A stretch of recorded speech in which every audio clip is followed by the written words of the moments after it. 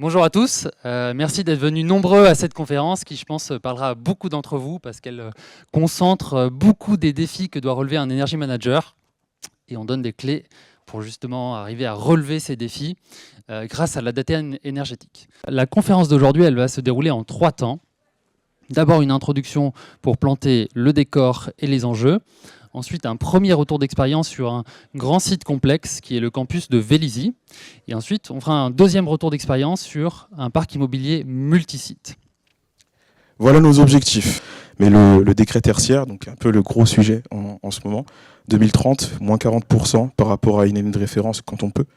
L'ISO 50001, donc chez nous, qui découle des objectifs SBTI. Donc on vise moins 25% en 2025, ce qui nous arrange bien parce que ça nous permet d'avoir un premier pas vers le décret tertiaire.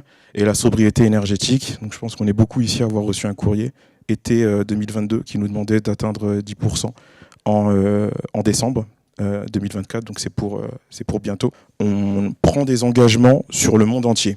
Donc on a un très très gros souci d'homogénéité.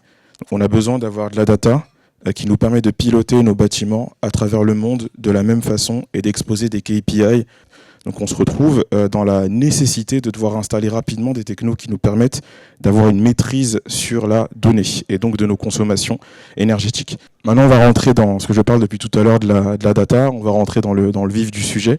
Donc là on est sur le campus de Vélizy et c'est un petit exemple de ce qu'on fait avec la techno Smart Impulse. Donc on est Dassault Systèmes, éditeur de logiciels, on est sur du gros tertiaire. Je dis ça parce qu'on a des salles serveurs qui se baladent un petit peu comme des champignons sur le site. J'aimerais centraliser, mais je fais pas tout ce que je veux. Donc c'est comme ça. Si on prend la climatisation, le but c'est quoi ici? Ça va être de réduire la consommation en jouant sur la température de consigne. Donc on va aller réduire et le talon et nos pics de consommation. Merci. Et pour terminer, moi je voulais vous parler d'un cycle qu'on appelle le cycle Data Driven Energy Management. Vous avez une donnée de qualité. Assez vite, vous allez en déduire des insights, des idées d'action. Et surtout, vous allez pouvoir concentrer vos efforts sur la mise en œuvre de l'action. Parce que c'est une chaîne d'action complexe. Il y a tout un tas d'interlocuteurs que je viens de lister.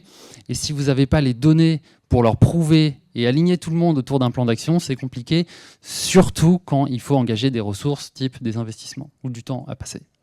Donc ça, c'est essentiel. Et quand on rentre dans ce cycle-là, on rentre dans un cycle vertueux. Et puis, ça permet de gagner du temps. Ça permet d'identifier plus d'économies d'énergie.